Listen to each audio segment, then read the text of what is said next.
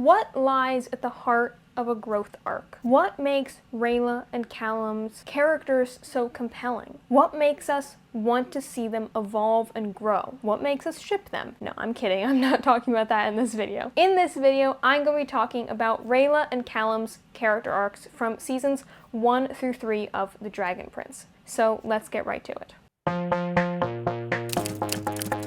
What's up, peoples, and welcome back to another video. Today, I'm going to be talking about Rayla and Callum's growth arcs from seasons 1 through 3 of The Dragon Prince. However, there is a thunderstorm happening outside, so if you can hear that, it's just ambiance. I love The Dragon Prince, and I want to do a lot of analysis videos about it on my channel, but one of the things that I wanted to focus on was splitting pre-time skip and post-time skip, because I think that there are going to be separate character arcs that we can see in each of those from what I've seen so far. So in this set of videos, I'm going to be talking about seasons 1 through 3 character arcs. Last week, I talked about our villains, Viren, Erebos, and Soren. So go check that video out after this one. If you're interested, I will show it on the screen. If you're into heroes and you like the show as much as I do, let's see what us writers can learn from Rayla and Callum. First up, I want to talk about Callum. I wanted to talk about Callum's growth arc because I think that it's neatly laid out over each season, with each season having sort of a different era of Callum. But before we dive in, I want to give a pretty major spoiler warning for seasons 1 through 3 of The Dragon Prince, and some minor spoiler warnings for the later seasons. So let's get right into Callum's character arc. Arc Part 1, but I don't know if I can do it. The first part of understanding Callum's arc is understanding what is holding him back from achieving his full potential. The answer is, he doesn't believe in himself. Callum isn't good at sword fighting, he doesn't have magic, and he's not a diplomat. He's good at drawing, and that's about it. So when he's given a primal stone and the ability to be a mage is suddenly within his grasp, he's thrilled. He's finally good at something. But self-doubt doesn't disappear that easily, especially not when he ends up having to smash the primal stone and loses what magic he had. This is the first step in Callum's character arc, realizing what he wants to do, but not knowing if he has the strength to do it. Callum's character arc, like I said, is about overcoming self-doubt. He thinks that he's not good at anything. He's not a sword fighter like Soren, he's not a diplomat like Ezran, and he's not a mage like Claudia. So what is he? He's just the step prince. He's around, he draws, he falls in the mud a lot. So when we get to see him realizing that he does have potential, that he's good at being a mage, it's really impactful to see him smash that hope and dream literally on the ground. It's an important moment that makes his sacrifice meaningful because we know how much that stone meant to him. It wasn't just magic. It was the chance to be somebody, to be proud of himself, to believe in himself, to be everything he ever wanted. Like I said in the beginning, seasons 1 through 3 each show a different era of Callum, so season 1 is part 1, but I don't know if I can do it. He's given an opportunity to be great, and he loves that, but he doesn't believe in himself. He doesn't think he can be great. So what is season 2 about? That's arc part 2. Callum's arc part 2. I know what I have to do. The second part of Callum's character arc is choosing to try anyway, even if he doesn't know if he can become a mage. Everybody that he encounters tells him that humans can't be mages, and that he can't learn primal magic, that the only option for him is either dark magic or to give up and just be a normal human. But this isn't the same boy who set out from Katalis back in season 1 anymore. Season 2 is about Callum starting to believe in himself. No matter how many times people tell him he can't, he keeps trying.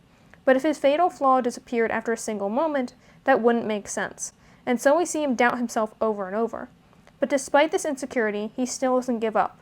And that's what makes us root for him. And eventually, he's rewarded. If season 1 is about realizing he has potential, season 2 is about fighting his own insecurities and not letting go of that potential. The Callum that we first meet would have had the primal stone taken from him and just given up on magic like that. But he's had that taste of power, of being good at something, of feeling like this is the thing he's supposed to do. And so he doesn't give up. He clings to it, and he fights against everybody's expectations, what everybody tells him. The words of other mages he disregards. And not in like a mean way, just in a, why are you telling me no when I haven't even had a chance to try yet? So if season 1 is about him discovering that he could be someone, season 2 is about him fighting to become that someone. Which means you can probably guess what season 3 is about. Callum's arc part 3, and I know I can do it. The third season is about Callum being confident in his own decisions. Whereas being handed the Primal Stone in the first season was a band-aid for his self-doubts, learning primal magic on his own was a way to banish it for good. Sure, everybody has insecurities, but Callum has done something now that no human ever had before. He learned primal magic. We see him become more confident, and with that, his powers grow.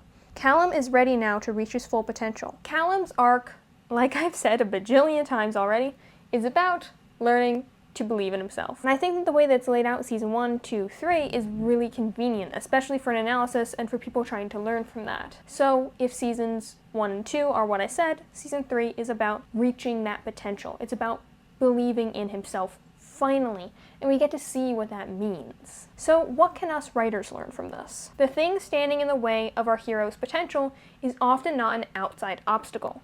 It's an internal conflict. Think about what this is for your character, because it's going to be super integral to their character arc. And make sure to show them grappling with it, but backsliding. They're not going to realize their insecurity and then just be like, oh, well, that's done. They're going to, even if they know it's there, have to fight it. And there's going to be this push and pull going throughout probably several, I don't know, I was going to say seasons of your story, but you're probably writing a book. So throughout the majority of your story. But that's good, because the harder that your character has to work to overcome their flaw, the more we're going to root for them. Part of what is compelling about Callum's arc is that he's given an easy way to believe in himself, the Primal Stone, but that he has to give it up. His sacrifice is all the more meaningful because we know what magic represents to him, and the fact that he gave it up for the greater good makes him eventually gaining access to magic feel so much more earned. So make your heroes work for those character arcs. Now, speaking of working for your character arc, let's talk about poor Rayla. I love the characters from this show so much. I'm actually probably going to rewatch it before the next season comes out. I love it. Anyway. Now, Rayla's arc follows themes that are tied throughout the entire show, but this one's probably one of the most obvious. A lot of the show carries themes of the next generation breaking out of the mistakes of the last. We see Ezran and Callum trying to fix Harrow's mistakes. We see Soren and Claudia being brought under the sway of Viren's mistakes. And we see Rayla haunted by her parents' supposed mistakes. Rayla's arc, part 1, I am my parents' mistakes. Rayla's arc is similar to Callum's. She's overcoming a fatal insecurity. Almost ironically, Rayla's fear is fear itself.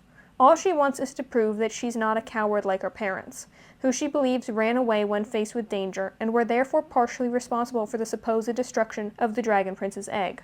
Wow, that is a sentence. This eats at her as though she had been the one to run away instead of them. The motive fueling her actions is to prove that she is not her parents. The first part of Rayla's arc is about establishing why she feels that she has to be the one to avenge the Dragon Prince's supposed death, and once she realizes he's alive, why she has to be the one to return him. Like I said with Callum, each season sort of represents a different step in their character arcs. So season 1 for Rayla is about us realizing why she acts the way she does, what her insecurity is, her slowly opening up but not really wanting to, and admitting that her parents ran away. They were cowards, and she doesn't want to be like them. The boat ride, where she says that she's afraid of water, and Callum's like, oh, that's no biggie, and she's like, yes, it is, it makes me a coward, I'm afraid of something. So her fear is fear. Which, hey, honestly, fear is the mind killer, right? So it's logical to be afraid of fear. What makes Rayla so compelling is this theme. Why should she feel like she has to fix her parents' mistakes? Like this is some sort of genetic thing that was passed on to her, this curse that she will never escape. And seeing that eating at her and making her think that even totally innocent and sometimes good things are bad things about her. When we're first introduced to Rayla, it's as a scary assassin. But then we realize that when given the opportunity, she can't kill. She views this as a weakness, as cowardice, as something to be ashamed of. Whereas we can all see that as a heroic thing, you know? Not hurting the person who didn't do anything to you. That's good. But she views it as cowardice. So if season 1 is about her acknowledging these flaws. We're setting the foundation for the character arc. What is season 2 about? Rayla's character arc part 2. I am not my parents. Rayla's arc has her proving herself time and time again, but never seeing her own worth despite this. Callum and Ezran both see her worth, and even tell her about it, but their words don't really begin to go to heart until the second season. This is when we finally begin to see her doing things for herself, not to make up for the mistakes of other people. When she tries to protect the wounded dragon in season 2, she says that it doesn't just feel like the right thing to do, it feels like the right thing for her to do. Rayla's arc is about learning to live her life for herself, and so deciding what she wants to do with that life is really important to her evolution as a character. Season 1 is about setting those foundations, and those foundations are super important. And so season 2, or step 2 of her character arc, is about beginning to challenge those foundations, or more build upon them. So we've established now that Rayla is afraid of being afraid. So in season 2, when we see her beginning to be her own person and not think about what other people might think of her, or what her parents wouldn't have done or would have done, and just, she stopped thinking about all of that because she's not in that situation anymore. It's just her, Ezran, and Callum, and that means that she can make her own decisions. She can be her own person. She can stand for what she believes in. Seeing Rayla begin to gain confidence and be proud of the person that she is really great. That sounds so, I don't know, that sounds wrong, but it is great. You know, it's without this self-confidence, how is she supposed to be anybody? She's not going to be her parents, but she's not going to be anybody else unless she believes in herself. So once again, season 3 is about seeing this character arc and these ideas come to fruition. Rayla's arc part 3, I am myself. When Rayla discovers that her parents were not, in fact, cowards, she finally has closure on the moment that's shaped her, but she doesn't take that as a sign to become just like them. While she does hold the title of the last Dragon Guard in their honor and for protecting Zim, she doesn't stay behind to follow exactly in their footsteps. Instead, she sets out on a journey to find Viren, attempting to complete her quest. Rayla's arc is completed when she's finally able to move on and be her own person. Like I've been talking about, Rayla's arc wasn't just about discovering that her parents weren't cowards and then deciding to be like them. It was about learning that she didn't need to care whether they were cowards or not. It shouldn't affect her. It doesn't matter.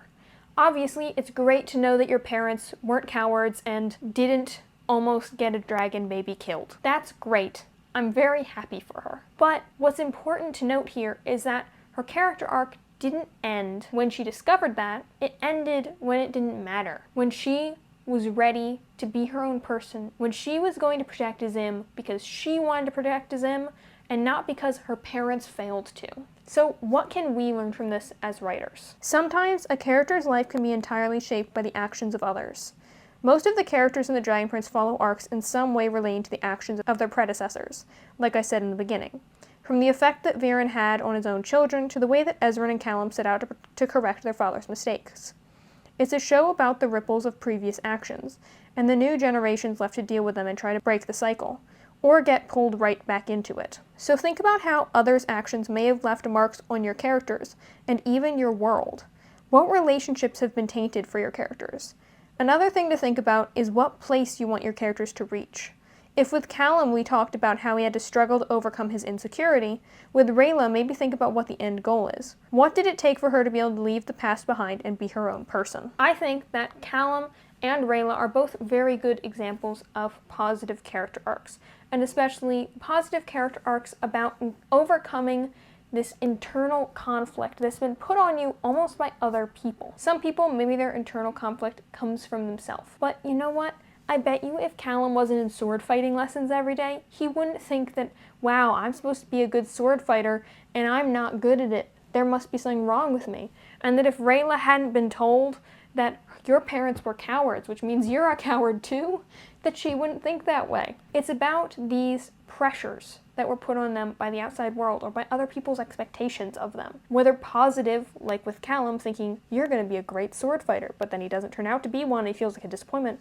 Or with Rayla, negative expectations with people looking at her being like, you're going to be just like your parents. And she's like, I don't want to be anything like them. It's all about thinking about what your characters need to overcome and the sort of like 3-beat system to do that. Foundation, build the house, knock the house down because you don't need it anymore. I don't know what the third step is. furnish it maybe. But the first step is laying the foundations, like I said. You're going to establish what's holding your character back. Then the second step is to show them fighting against that. Usually several times with a lot of pushing and pulling and a tug of war of insecurity and truth, lie and truth. With the lie being what's holding them back and the truth being what they need to realize. And then finally you have your house. And now they can live in it, I guess, or they can knock it down, or they can do whatever they like with it. But this is when the final step, they finally reach the fruition of their character arc. Now, does that mean that they're done growing as characters? No, I don't think so, because a character is not static. They change, even if it's not in a big way, like a character arc. And I mean, the fact that there's another however many seasons of The Dragon Prince after these 3 seasons I talked about is proof that more is going to happen with these characters. Another interesting thing to keep in mind is that they can have multiple character arcs. Maybe Callum has a growth arc, and then maybe he has a corruption arc. Who knows? I just watched the season 6 trailer and it seems pretty creepy to me, but whatever the case, think about your characters' arcs and what is at the heart of them. What do they need to overcome and how can you show them overcoming this? And I will see you next week for whatever video I have planned because I forget. Now these elf ears, oh no, look, I'm just a human. I can't do magic anymore. They're gonna go. And so am I. But please check out one of the videos up on the screen. I'll put the other Dragon Prince video over here, and which talks all about villains. And I'll put whatever video over here, who knows what that is. And I will see you in the next one. Till then.